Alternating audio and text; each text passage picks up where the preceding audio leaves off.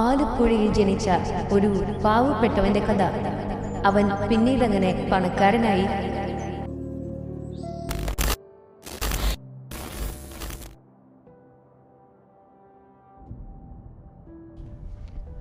ആലപ്പുഴയിലെ ഒരു ചെറുഗ്രാമത്തിലായിരുന്നു രാജുവിൻ്റെ ജന്മസ്ഥലം. കഷ്ടപ്പാടിന് പുറകെ പായുന്ന ഒരു പട്ടിണി ജീവിതം. അച്ഛൻ പഴക്കക്കടയിൽ ജോലി ചെയ്തു. അമ്മ അയൽവാസികൾക്ക് തുണിയൊക്കെ തയ്ച്ചു കൊടുക്കാറുണ്ടായിരുന്നു. അതിൽ നിന്ന് ചെറിയൊരു വരുമാനം ലഭിക്കും. ദിവസവും ഭക്ഷണം പോലും ഉറപ്പില്ലാത്ത ദിനങ്ങൾ. രാജു വളർന്നത് ഈ പ്രതിസന്ധികളിലാണ്. സ്കൂൾ തീർത്തിട്ട് പിന്നെ പഠിക്കാൻ വഴിയില്ല.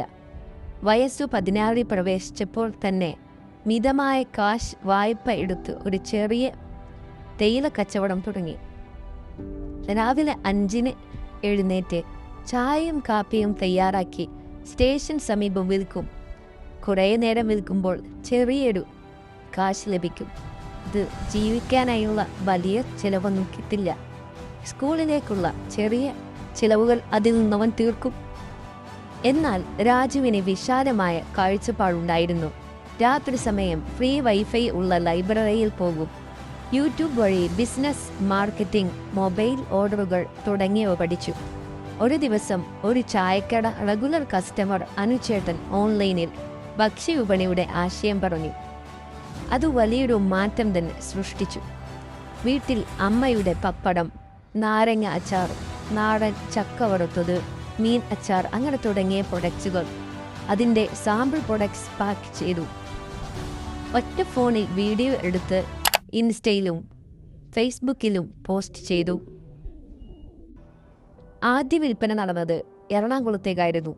പിന്നീട് കേരളത്തിന് പുറത്തേക്കും നടന്നു. ആ ആവേശം 2 വർഷം കൊണ്ട് ചെറിയ വീട്ടിൻ്റെ മുൻവശത്ത് വലിയ കിച്ചൺ ഒരുക്കി. പിന്നീട് വളരെയധികം മാറ്റങ്ങളായിരുന്നു രാജുവിന് ഉണ്ടായത്.